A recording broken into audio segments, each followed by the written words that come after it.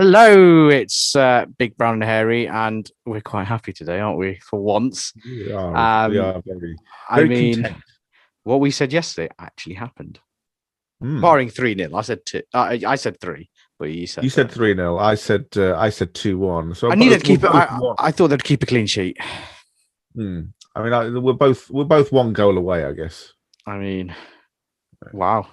The reason why we didn't do this earlier is because I sort of lost my voice from screaming. Get yourself a herbal tea. I'd had a cup of tea and my voice somewhat came back. Yeah. Even in the tropics, you need some herbal tea. Yes. Even when you're in the tropics. As you can see, Tuffy's moved from San Francisco to an undisclosed private island. Hopefully Hawaii. not Jeffrey Epstein's, but I'm in Hawaii. I took a quick flight from Frisco across the Pacific to Hawaii earlier today. I don't know what you mean. It's completely genuine. I'm in Hawaii. And so England. You seem so impressed there, Bobby. I was very impressed. I'm still in shock. I talked to a couple of friends of mine, going, England actually beat Germany. Now, I know people are going, oh, Germany, not like, not blah, blah, blah. They're still Germany. Shall I let you into a little secret? Go on. Mrs. Tuffy actually thought that we'd lose. Ever the cynic. Mrs. Tuffy said that Germany would win because of Germany's defence. And as soon as England won, I invited Mrs. Tuffy onto the podcast to as a guest speaker, and she declined. Of course, Mrs. Tuffy has a veil of secrecy, and nobody knows who she is or what she is. She might be a robot. She might be. You don't know. It's up for discussion. I mean, some sort of inflatable doll. You said that, not me. I just clarified she's not. She's not. She's very much not. It's quite funny the mystery surrounding Mrs. Tuffy. But England, yes. What did you think? Yeah, very, very, very happy, very content. However, I don't think they played that well. If you know, I'm happy to take the result. Very happy to take the result. But I think they got very lucky on more than one occasion, if you know what I mean. Yeah. And Raheem Sterling's bacon was very much saved. Very much saved. What a lucky boy he is. But in the first half, it wasn't going his way. But in the second half, that goal he created himself, really. He penetrated defence. That was the first time they actually went properly and attacked. And then look what happened. And it was Grealish as well. Playing the ball too short. Shaw had a great game. Shaw had an absolutely stupendous game. Man of the match for me. I mean, did you hear anything? I mean, barring Havertz, that's the only open play really shot. The other one was an English mistake for Muller. Yeah. We'll get onto that in a second. But Havertz was the only real chance, and Werner. But Pickford, again, had a fantastic game. Pickford had a very, very good game. I just felt that Germany looked a little bit more polished. I don't know what it was. They looked a little bit more polished to me, but it's all right looking polished. I have to disagree. I thought they looked slow. I think it's pretty much what I said. They got, and I hate to say it, they got outdone in midfield. And you've got Kimmich, Goretzka, Cruz. Yeah. The names roll off the tongue, and our lot did all right in midfield. They flooded the midfield. Maybe, but I just felt that whenever they got the ball, particularly in the first half, whenever they got the ball, I just felt that they looked a bit more. I don't know how to put it. They looked a bit more comfortable to me. They looked a bit more measured. They looked a bit more sort of, in that sense, a bit more polished. And certainly in the first half, I felt that there was more of a chance of them scoring than us in the first half. In the second half, ironically, as soon as he put Grealish on, Then no, I think in the first half, you got to think Kane had that chance and it just couldn't get his feet right. I don't think it was. I kind of understand what you're saying. I have to politely disagree. I think that's what this podcast is all about. But I think England did all right in the first half. I thought their up front is toothless, just like Chelsea. Wait, they're both from Chelsea. Werner is unfortunately, he's got all the. He's like Morata, but with better movement. Can't finish anything. He is. I still think in the right environment he could be. He needs a finishing striker there with experience like a Drogba or somebody, a coach. You know what? I'd take him at Liverpool for a season. You know, as a substitute. Potentially, if Liverpool were to sell, either Mane or Salah, I'd take him now at Liverpool for a season on the bench, and then see how he goes. I don't think he's a bench player though. He wants to play first, doesn't he? So at Chelsea, he's got to be good enough to play first. I think he's got one more year at Chelsea before they ship him off if he doesn't perform. But my point, tight games like this, we knew it was going to be a bit cagey. I thought it was going to be an early goal, but obviously it was the opposite. So it was late goals. In games like this, where the teams cancelled each other out, then it becomes about striker efficiency. Yeah, chances taken. England were pretty efficient when they got in that final third. In the second half. Yeah, I mean, absolutely. They made the adjustments. They had to with Grealish. It's fine. In the first half, they stopped. Look, they were very lucky not to concede with Muller's chance. Yeah, but other than that, that's the only clear-cut chance there's been in the whole bleeding tournament. It's mad. When have England ever done that? 66. Yep. I hate to bring it up, but it's a good omen. I don't, it's and the benefit is getting Kane a scruffy little goal like that, because now I would have any money on him scoring a brace or a hat trick against Ukraine, which we'll get onto shortly. Yeah. But Kane just needed one goal. Now he's going to be. Yeah, now he's. I think. It felt like everything clicked a little bit in that. I think for third of the game. Yeah, for me, the last few games when he's been playing, he looked like it didn't look to me like it was anything physical, but to me it looked like there was something just sort of weighing him down from a mental point of view, and I think we all probably know what it is. But I think for a striker, as soon as they score a goal, that's it. It's the weight is off their shoulders. I feel like that was a big energy release, actually getting over that bogey team. Southgate getting his what would you call it, redemption, the monkey off his off his back to a point. Obviously 96 is going to bother him still, but still he did something in as a redemption thing. Kane and them not I liked the unity. I tell you who I really enjoyed this game, Declan Rice. He was near the end of the game when he was getting the crowd to go. I went, some character. What's this? There's a bit of bite to him, isn't I really like the way he talks as well in the post match. Sorry, he's got a good he's very well spoken. He's quite quite eloquent, isn't he? Eloquent for a person from West Ham, plays West Ham. No, I have to say, and he's a lot taller than I thought he was. I didn't realize he was that tall. Yeah, you look at him when you look at him on the pitch. For some reason, I thought he was smaller, but then I looked at him and I went, Jesus, he's like having another centre back. But I have to say, Saka didn't have the best of games. Sorry, I was just going to say, I can see why Southgate likes him. His height is certainly an advantage, isn't it? Do you know what? I have to disagree with you in the first half. I thought Saka and Sterling were pretty decent in the first half. It wasn't going quite right, but they were the outlets. But then as soon as Grealish came on, Grealish gave. It's like the Germans are a little bit wary of Grealish. But Grealish just has that little quality. Don't get me wrong.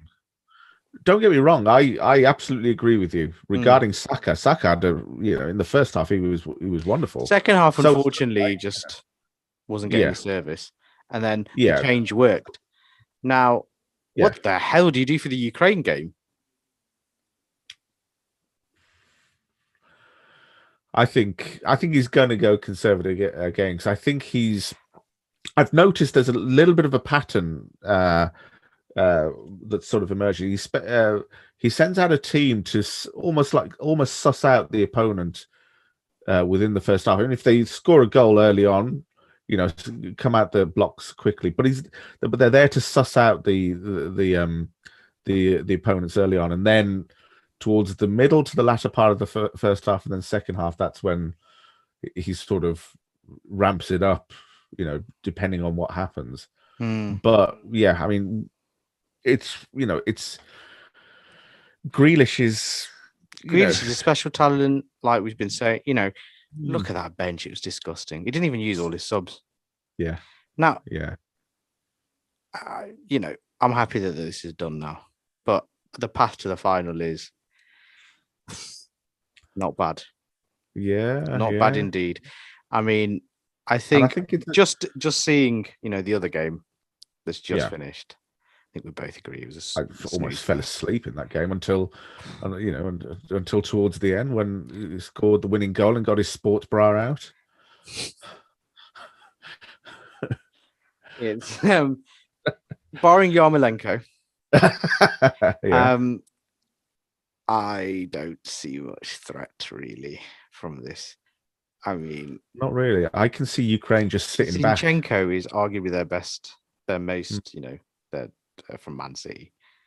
In training, Sterling eats him up. And Foden eats him up. Yeah. That. And he's going to be scared of those two. So I wouldn't have either one of those two are going to be playing against Zinchenko. Yeah. And then the other fullback, Zinchenko is going to be saying, Jesus Christ, these two are really good, Yarmolenko is going to be Declan Rice. It's in his back pocket. He knows him. Teammates. Yeah. Ukraine, unfortunately, are going to get battered. I think it'll be. I think it'll nowhere near as tight. England are going to be expressive. I'm calling it. You reckon? Yeah. I think they beat them. I think they beat Ukraine, but I still think it's going to be a little bit sort of cagey because I think Ukraine will just sit back. Even with Shevchenko as their coach, I think Ukraine will sit back. And I think it's a very good thing that England are going to Rome for this as well. And they need to get away from England. The road. Get away from the hype. Yeah, because if they do well in this tournament, if they do go all the way, I don't want to hear all this bollocks about, it was all just a home tournament for them. They played in Rome. No, actually, they went away and, I think it's good because the hype dampens down. Yeah. You can get the players right. I honestly think Ukraine get battered. I can't see any others. There's no other way. I'm seeing it as a bit of a cagey because Southgate. I think he's still got tournament in his mind and sort of play the percentages. I think, but having said that, I think if there is a chance of a high scoring game and England letting loose, I think it happens when they go on the road and they don't have the pressure of Wembley because it's home. No, but, I mean, my concern is it an Iceland 2? We don't need that. No. But I don't think so. I think the midfield for England, they just outclassed Germany in midfield. Yeah. Now, we can say about, this and that about England. But the second goal came from German mistakes from pressure from England. And then they broke, and then it went to, same with Sterling's goal, a mistake. Yeah. So it was from midfield pressure. Because when midfield and everything, barring the mistake from Sterling, which, sometimes you have to have a bit of luck, everything else was straight at Pickford. Even when Werner went on through one, Pickford's angles were perfect. I mean, it's difficult for strikers. There are two ways of looking at it, aren't there? They're more half chances. The Muller goal was a full-on, straight on. But if you look, Pickford came out and stood up. He didn't go down quickly. No. He did as much as he could, and it worked. Sometimes you ride the luck. I don't see Ukraine doing that at all. No. The only way Ukraine can score is from set pieces. Now, if they score, England have got the firepower to score more than them. So it really doesn't matter.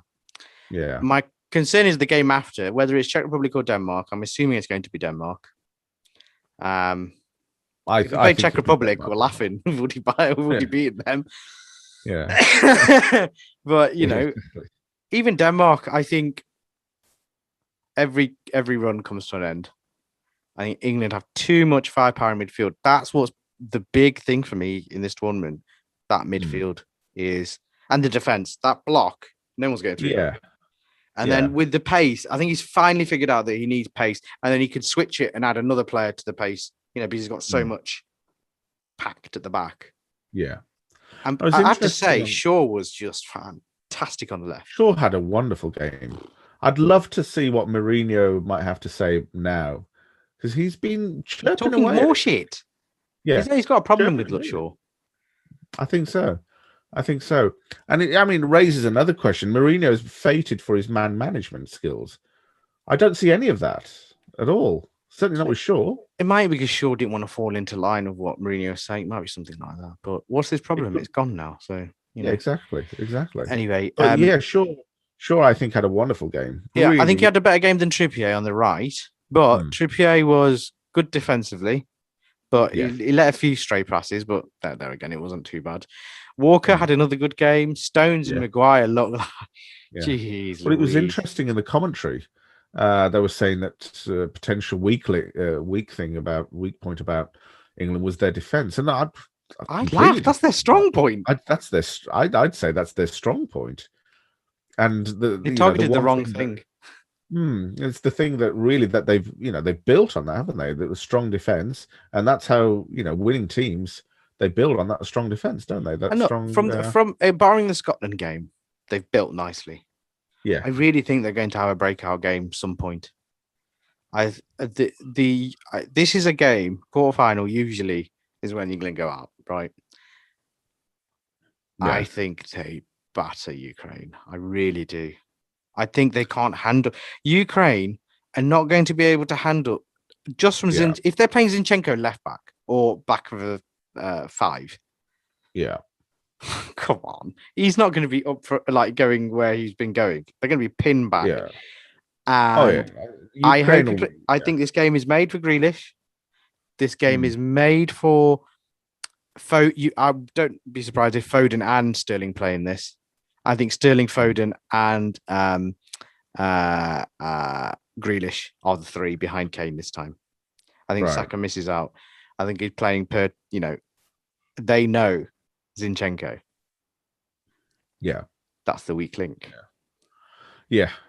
It's just another game that potentially goes by without seeing Sancho. Sancho could be effective in this game, though. I see Sancho, if all goes well, being really effective in the semi-final.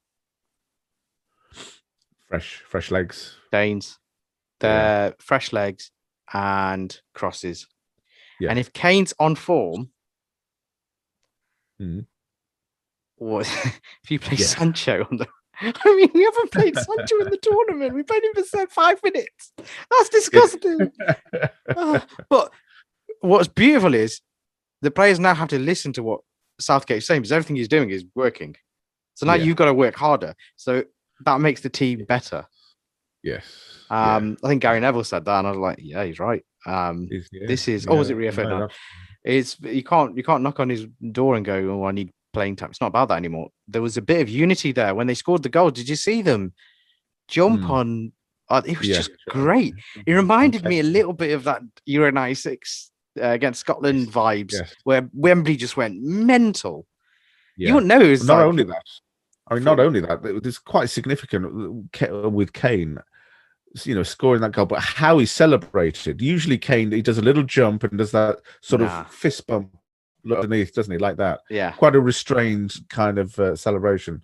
This one was letting all that bit of pressure out. There was something there. That only bodes well. I really feel like, okay, now we've got something to build on. Yeah. We've beaten the bogey team. The bogey of all bogey teams. Yeah. And have you realised as well something else? The 3 teams that went through from the group of death are all out. They're all out. Mad. How the hell did that European happen? champions, world champions.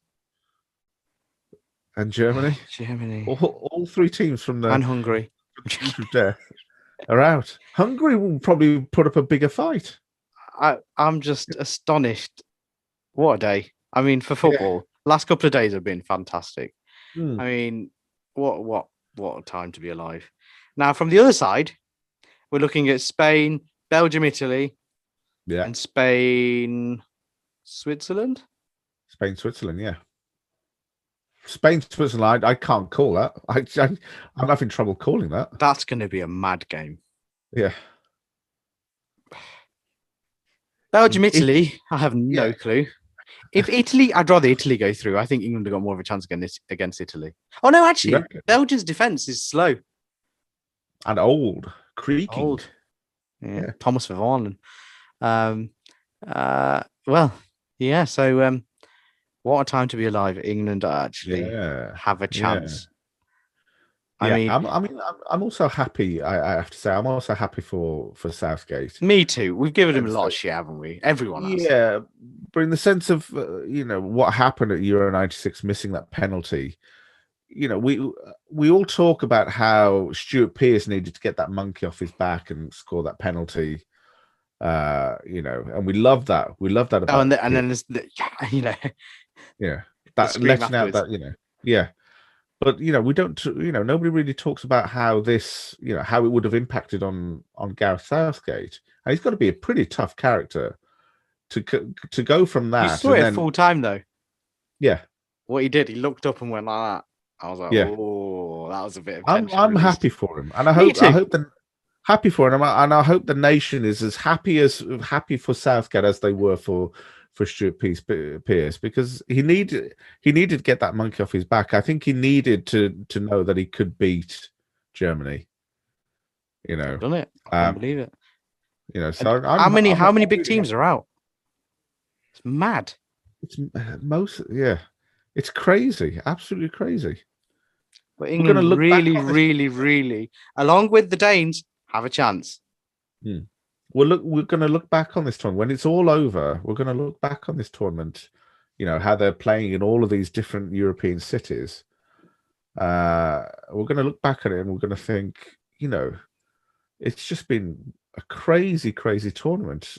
Teams absolutely going out, big teams with massive reputations going out when they, when they really shouldn't. I mean, the only team really that I don't have any sympathy for is France. I have no sympathy for them at all, and it's not because of a dislike or anything like that, or I just think they dined out on what they perceived as their arrogant kind of talent that they believed that they had, and they believed that they could put one over Switzerland just by being in third gear, not take their opponent seriously, and they got beaten for it. Turn it on for 20 minutes. Switzerland have really got a chance against Spain. Yeah. I mean, Spain's defense doesn't look. I mean, England, if they played Spain in the final, I think they beat Spain on the counter-attack. Yeah. Italy, it'd be an interesting I think match, pace beats Italy. I think our block would stifle Italy. I think it'd be very similar to the German game. I really do. Belgians are a bit different because Lukaku is a lot to handle, and De Bruyne, you just, So, I fancy our chances against everyone. I really do. I do. But the team I really fear from the side from this half is the Danes. Yeah. I mean, that's going to be a harder game than everyone thinks. Yeah, because they've got something there that you can't quantify. No, haven't they? They've got. But the Danes haven't really. They're always playing back. They haven't really been through a midfield and defense like England yet. And the pace that the English have compared to the Danes, that would be the telling thing. And fitness. I'm playing at home. That's another key. Copenhagen, when it was rocking, they were playing well. But now it's a different kettle of fish, isn't it? It's it's a different thing. Very much so. But very much so. all in all, flipping heck, I can't believe our prediction was correct. Wow. I said Sterling would score. Yeah. I said Kane would score. I said Kane would score a penalty where he scored. Yeah. I said, who did I say? I said Foden, who didn't play. Yeah. And I said, did I say Sterling or Kane? I think you said Kane. I can't remember. You said I Kane. got one right, I guess. Yeah, and then you said somebody for Germany. I can't remember. I think you Havertz. I said Havertz. Yeah. Oh, you got a chance. He did. Yeah. But he you got on the end of that one really well. But yeah, next match, Ukraine. I see it as being Ukraine sitting back for the majority of the game, and England sort of, trying to break them down, which I think they will. I don't think it'll be a high scoring game, purely because I think Ukraine will try and stifle. Will try and stifling them, but they don't have the pace to hit England on the counter attack. It is really a case of set pieces for Ukraine. But then, of course, once the set piece breaks down, England have got the pace to then hit Ukraine on the counter attack. So I think it's going to be a cagey affair. I think 2-0 England. I really think they batter them. I think there's something in the air there's always that signature performance. And this is going to have reminders of when we played the Dutch in 96. Okay. I'm going to go for the same score. I know it's 4-1 because Kluivert scored, didn't he? I think. But I think it's going to be 4-0. No, it wasn't Bergkamp. It was Kluivert. Was it Kluivert? And that made the Scots go out. Yes. So I think it's going to be 4-0. I think an early goal. I really do. I think against these teams, when England start off fast, the teams are like, ugh. And I think they actually don't hit the post this time and actually score early on. And Kane for a brace or a hat trick. I'm saying it. Right. He's going to be rejuvenated. The monkey's off his shoulder. He's going to be. Yeah. I'm going confident Kane is a dangerous Kane. Yeah. Very much so. Very much so. I'm going 2-0, both goals Kane. I'm going 4-0. I'll go brace or hat trick. Let's go brace Kane. Yep. I think Sterling continues to score. Yeah. And Foden. Right. Okay. I see him scoring from outside the box. Right. Okay. A bit of a special goal. And do you think Grealish starts in this game? I think this is what I would go with, but just from what I've just witnessed, that pure boredom, I think they're going to target Zinchenko. So it's going to be, I think, Foden and Sterling, and I think Grealish has deserved a spot because he basically settled both goals. I know Shaw crossed it in, but it was his pass to Shaw. I think his quick feet against Ukraine, they've got no chance. No, I don't. No. And then I don't think Declan so. Rice, I knew he'd have a great performance. I just knew it. I even said yesterday, Declan Rice, he's going to show up. Yeah. I distinctly remember. Yeah. I said he's going to have a performance because he seems the kind of character that, gets up for it. And lo and behold, and I saw it when he did that thing for the crowd. I haven't seen an England player do that for a long, long old time. Where they looked like they were supporters. They cared just as much as the supporters. Yes. That was interesting. So I think having an English manager goes a long way to bring that passion back in. Yeah. Passion. That's what we're looking for it as an England, fan. Yeah. We're looking for passion in the team. And the last time was probably Euro 96. Yeah. How sad is that? Euro 96, and also, in France as well. There was France 98 with Hoddle. Yeah, there was that something there. Yeah, Hoddle. But it's when there's been an English manager, English players, English backroom. Everything is because it then feels like a club team, doesn't it? It feels like a. I think the more these guys play together, the better they'll be. Is that club football? Man City took a few games to get into the season, didn't they? They had an awful start, and then what happened? Yeah. They will get better. You have an odd game that's bad. We've had our bad game against Scotland. we've now had this fantastic game against Germany. I mean, not performance-wise. I mean, just performance-wise, as in game management, controlling the game. Yeah, England controlled the game, which we don't do. And then the second thing is, well, usually when we go 1-0 ahead, what happens? What do all English teams recently traditionally do?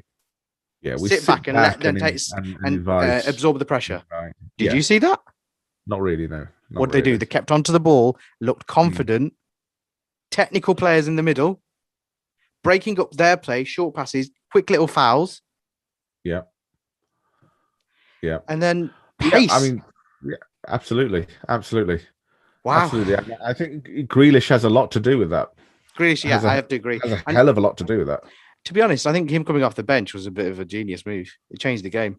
It needed that. Yeah. If we had that earlier, I think they adapt. But because he came on and he knew exactly what to do in the game. Yeah. You can't not. He came on against that. Yeah. He came on against tired legs, didn't he? Which is ideal, really. You know, it's an ideal time to come on. Tired legs, tired minds. You've got to contain this guy. Exactly. And look at the names on England's bench. Look at the pace on England's bench. If for this next game against Ukraine, if it's not going right, he changes it like that. Yeah. Against any team. Yeah. I mean, arguably a better bench than Belgium, for God's sake. I think the only comparable team was France. Have you frozen there? We've got great. Oh, there you go. You're back. We've got options, and they're young. Huh? Yeah. Sorry, you froze there for a second. And again. It's unstable, it's saying. Oh, there you go. That's me. I'm unstable. But what I was basically saying was that we've got so many options, and the options that we have, they're all young, they're all hungry. You know? And with winning, what brings competition, but friendly competition within everyone. And there seems to be a unity with the team. Yes. There's a shared focus. It's not about playing time. This looks like a group that's carried on from 3 years ago. Yeah. And you know, even with Grealish, you'd be forgiven for thinking that maybe he's getting a little bit frustrated. But you saw when Kane scored, he was the first one over there to congratulate him. You know?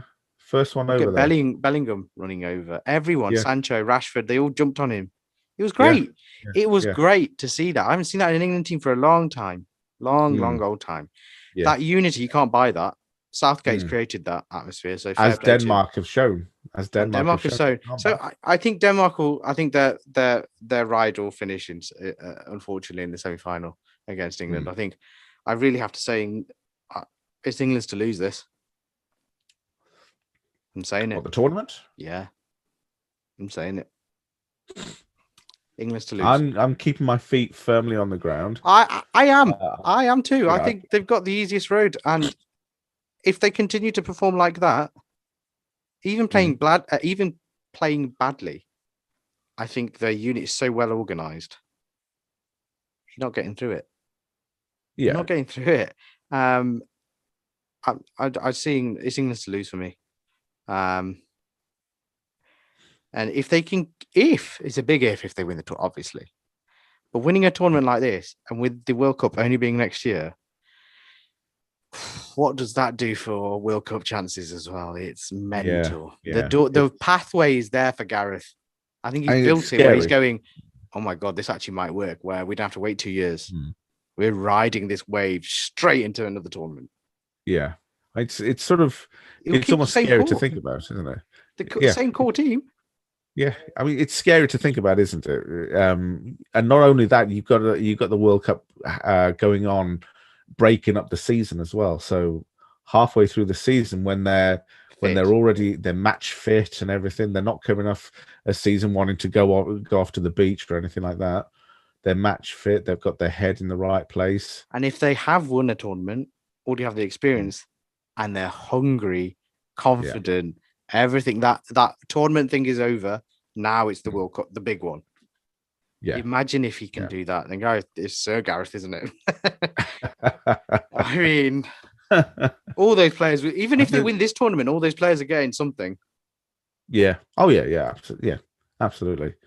But as much as we've sort of criticised, I guess, Southgate. There's something about him, isn't there? There's a steeliness about him. I mean, you can't deny it. It's worked this every team that he's played in, he's captained. He's captained every team that he's played, every club that he's played at. So there's something about him. There's something steely and what he said was an interesting line. I don't know if you saw the post-match interview. He said, "Look at these some on the lines. Don't quote me for this, but on the lines of, my team selections. Look at the team selections. If I was wrong, I'm dead." Like that. He just said it like that, and I went, "Yeah, he's right. He knows the pressure, but he's still ballsy enough to go, no, we want to win." We've always tried to play attacking against Germany, and what happens? What happens? We lose. Yeah, we lose. We come so close, but we're miles away. But for once, he's looked at, and I know you're saying percentages game, but the percentages game now really, really comes into is a factor in the knockout stages. I mean, a team against the elite teams, absolutely. That's where those finite decisions like the Muller mistake. I'm kind of glad that happened because it really shit them up. If you saw their reaction afterwards, players, they're not going to make a mistake like that ever again. In this tournament, they're not doing that again. They'll fly. Yeah, absolutely. They needed that little shot up the arse. Yeah, absolutely. So, absolutely. I'm really, excited. We haven't even talked about Rashford. We haven't even talked about options. It's the options. Absolute outrageous talent on that bench that can change again. There's game changes. Yeah, all over the every place. one of them. In every one of them.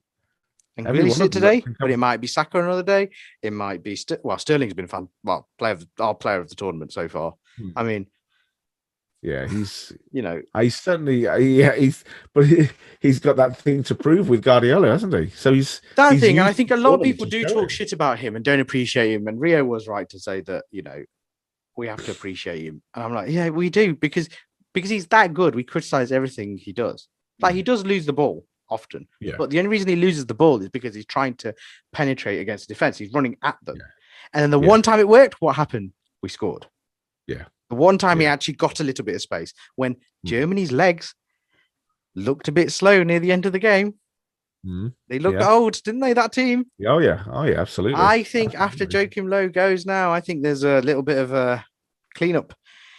I think Cruz goes, Muller goes.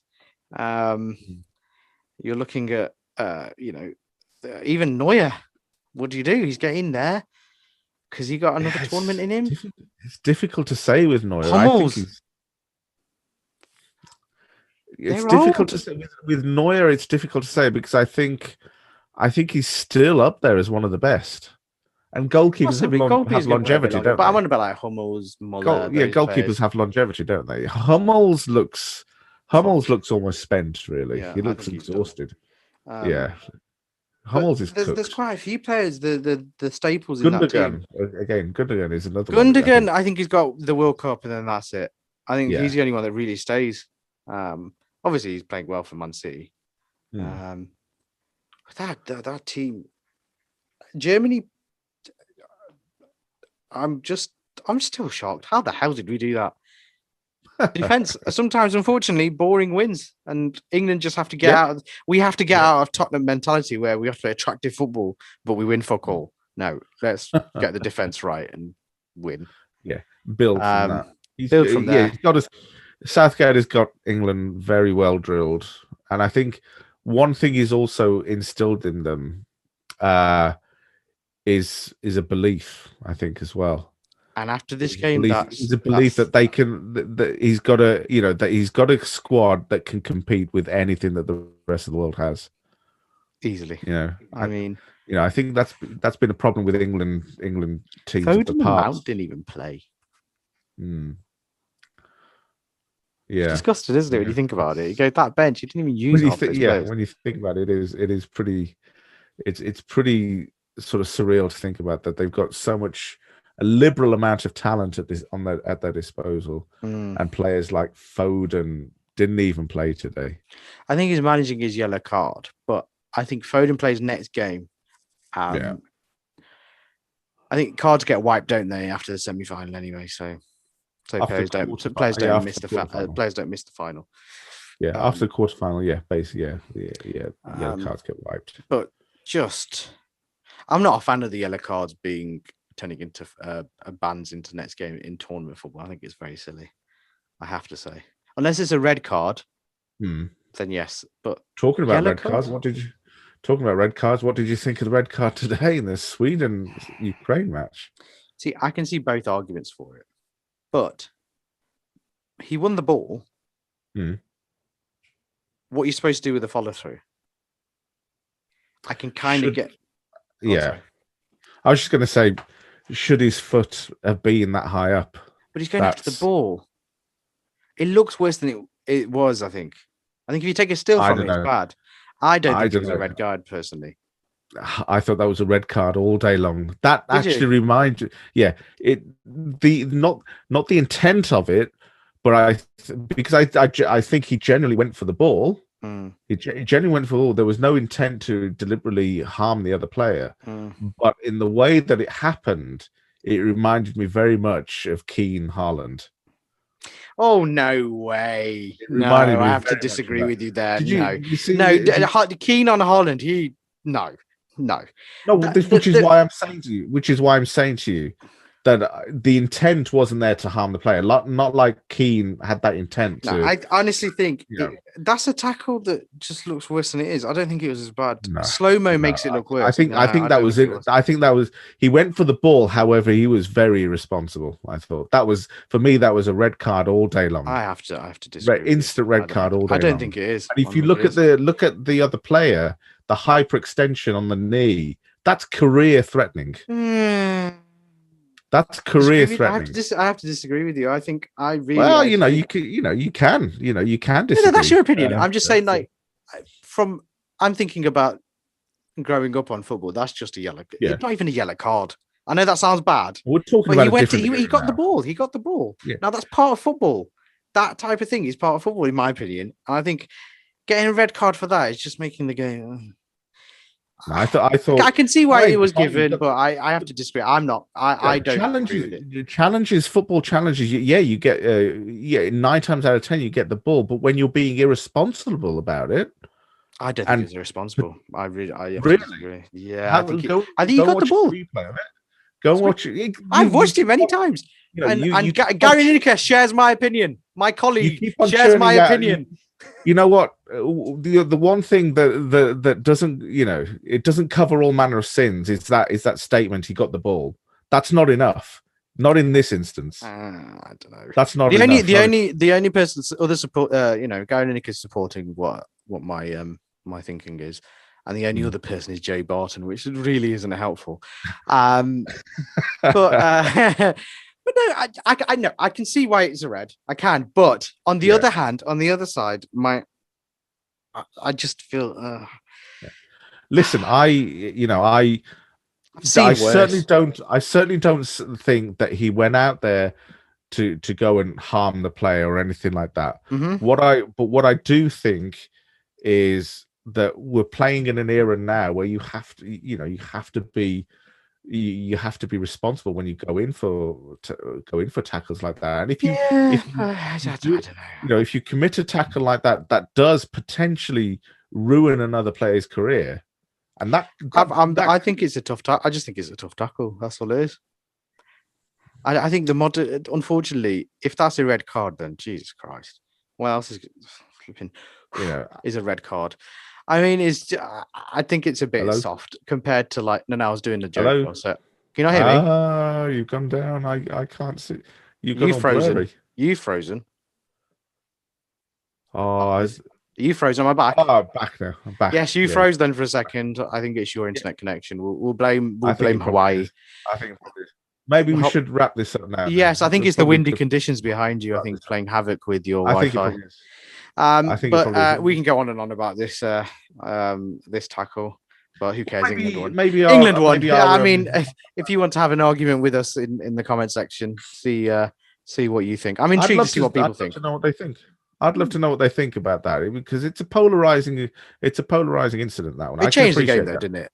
Yeah, you know, yeah. it's, Oh, yeah, definitely, definitely. But I'm not definitely. bothered. I really don't care. Either of those teams look shite. Either one of those teams were beating I was anyway. not impressed at all. No.